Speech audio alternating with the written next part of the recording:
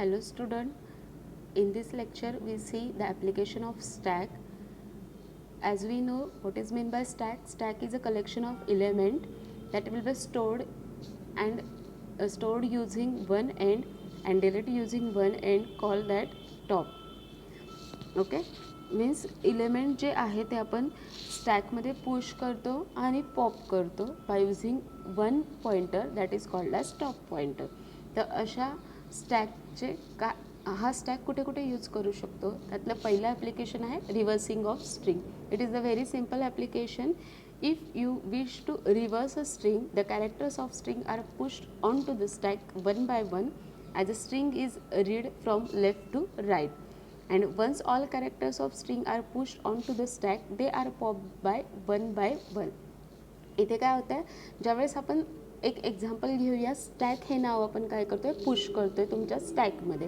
तर पहिले कोणता इलेमेंट जाईल, s into the stack, then top increment होतो, देन पुश होतो टी, असं करत करत टॉप इन्क्रीमेंट होतो आणि लास्टला तुमचा स्टॅकचा के जातो आहे. स्टॅकचा के ही व्हॅल्यू कुठे असणार आहे, तुमची top of the pointer of the stack. आणि बाकी व्हॅल्यू कुठे असणार आहे, एंडला स्टॅकच्या. आणि स्टॅक काय म्हणतोय की remove from top pointer. Stack कोणतं स्ट्रक्चर आहे, लास्ट इन फर्स्ट आउट. आता लास्टला इन कोणता झाला आहे, के. ज्यावेळेस आपण रिमूव्ह करतोय तेव्हा तो फर्स्ट रिमूव्ह होतोय. म्हणजे पहिले डिस्प्ले कोणता होणार आहे तुमचा, K, then C, then A, then T and then S. Means here you can use pop operation to result the reverse of your string. इथे तुम्हाला काय होतं आहे, रिव्हर्स स्ट्रिंग मिळते आफ्टर युजिंग पॉप ऑपरेशन. इथे आपण एक्झाम्पल बघूया ज्याच्याने तुम्हाला बेटर अंडरस्टँड होईल. To reverse the string is read from left to right. String कुठून रीड होते, लेफ्ट टू राईट. ओके, तर जेव्हा आपण रीड करतोय त्या पद्धतीने आपण स्टॅकमध्ये त्या स्ट्रिंगला आता इन्सर्ट करणार आहे. तर टॉप ऑफ द स्टॅक पहिले काय असणार आहे, -1. जेव्हा आरला आपण इन्सर्ट करणार स्टॅकमध्ये, टॉप तुमचं होईल 0, देन ई इन्सर्ट होईल, then VERSE. Now your top is pointing to the variable e. Topmost variable कोणता आहे तुमचा, ई. टॉप कुठे पॉईंट करतो, ईला. आता ज्या वेळेस आपण पॉप फंक्शन यूज करणार आहे त्यावेळेस तुमची स्ट्रिंग जी असणार आहे ती लाईक दिस होणार आहे, ESREVER. मीन्स इथे तुमची स्ट्रिंग जी आली ती रिव्हर्स झाली. तर एखाद्या ॲप्लिकेशनमध्ये जर तुम्हाला रिव्हर्स स्ट्रिंग यूज करायचं असेल तर तुम्ही स्टॅकचा यूज करून तुमचं स्ट्रिंगला रिव्हर्स करू शकता. That is the better example of your stack. Next आहे application evaluating arithmetic expression. Arithmetic एक्सप्रेशनला जर इव्हॅल्युएट करायचं असेल तर तुम्ही स्टॅकचा यूज करू शकता. आता अरिथमॅटिक एक्सप्रेशनमध्ये कोणते कोणते नोटेशन येतात, तर 3 टाईपचे नोटेशन येतात. फर्स्ट आहे infix notation, prefix notation and postfix notation. Infix notation म्हणजे काय असतं, it is the general way of writing arithmetic expression. जिथे आपण नॉर्मल एक्सप्रेशन लिहितो like A+B, C+D. Means here your operator is in between 2 operands. that is called as infix expression. And whenever your operator is placed previous before your operand, that kind of expression is known as prefix expression. इथे example बघू शकता, +AB म्हणजे इथे operand AB आहेत आणि त्याच्या before तुम्ही plus operator push केला आहे किंवा प्लस ऑपरेटर राईट केला आहे. Means that expression is called as prefix expression. And next one is postfix. Postfix means what? Whenever and your expression is written, your operator is after your operand. Means here you see the example, AB is the operand and plus is the operator. Operator is written over here by operand. That's why it is called as postfix expression. आता ह्या काइंडच्या एक्सप्रेशनला जर तुम्हाला evaluate करायचं आहे, calculate करायचं आहे, solve करायचं आहे तर तुम्हाला यूज करता येतो स्टॅकचा. एखादा एक्झाम्पल बघूया म्हणजे तुम्हाला इथे अंडरस्टँड होईल. आता हे एक्झाम्पल आहे 5 + 9 × 2 + 6 × 5. दिस is your infix expression. Okay, तर इनफिक्स एक्सप्रेशनला आपल्याला इव्हॅल्युएट करायचं आहे. तर इव्हॅल्युएट करताना पहिल्यांदा तर आपण सर्वात पहिले काय डिटरमाइन करतो की पॅरेंथेसिस जिथे आहे, रूल सांगितला आहे की ज्या ठिकाणी पॅरेंथेसिसचा यूज केला आहे तो पहिले सॉल्व करा. जर आपण मॅन्युअली सॉल्व करायला गेलो तर आपण आधी पॅरामीटर्स कोणते टाकणार, 5 आणि 9ची ॲडिशन करणार, कारण की पॅरेंथेसिसला आपण हायेस्ट प्रायोरिटी देतो. ते सॉल्व केल्यानंतर आपण त्या दोघांमध्ये मल्टिप्लिकेशन करणार आलेल्या रिझल्टमध्ये आणि 2मध्ये.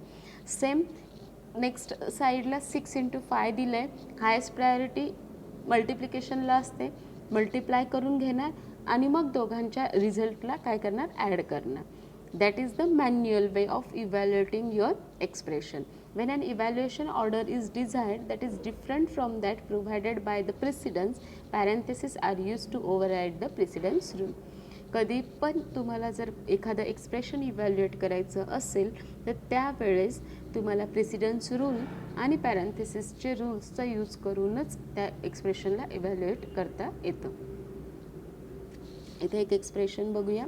Consider the postfix expression. इथे पोस्टफिक्स एक्सप्रेशन दिलेलं आहे 2 10 + 9 6 - डिवाइड. ऑपरेटर हा आहे ऑपरंटच्या नंतर, म्हणजे हे तुमचं आहे पोस्टफिक्स एक्सप्रेशन आणि त्याचं इनफिक्स कसं होणार आहे 2 + 10 / 9 - 6.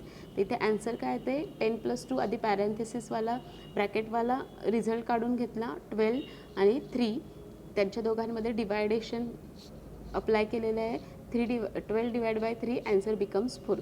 तेच तुमचं पोस्टफिक्स एक्सप्रेशनचा यूज करून, स्टॅकचा यूज करून एक्सप्रेशन कसं इव्हॅल्युएट केलं जातं ते आपण इथे बघूया. नाव सी, पहिले तर काय करणार आपण, पोस्टफिक्स एक्सप्रेशन आहे म्हणजे तुमची स्ट्रिंग ही रीड होणार लेफ्ट टू राईट. लेफ्टला तुमचा पहिले आहे 2, तो पुश करणार तुम्ही स्टॅकमध्ये. Initially your stack is empty. Now we push 2 * the stack and 10 * the stack. दोन्ही स्टॅकमध्ये गेल्यानंतर नेक्स्ट सिम्बॉल आहे तुमचा plus. Plus is your operator. Whenever an operator comes, you have to remove the element from the stack which are the on top position. जे element top पोझिशनला असतील ते तुम्ही काय करणार, पहिले रिमूव्ह करणार आणि इन बिटवीन देम जो ऑपरेटर तुमचा आला आहे आता करंटला तो प्लेस करणार आणि व्हॅल्यू इव्हॅल्युएट करणार. आता टॉप पॉइंटर कुठे आहे, 10ला आहे.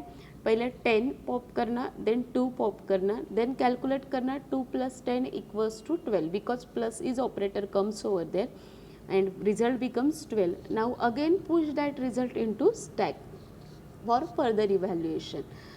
आता टॉप पोझिशन कुठे असणार आहे, 12ला पॉईंट करतो टॉप पॉइंटर.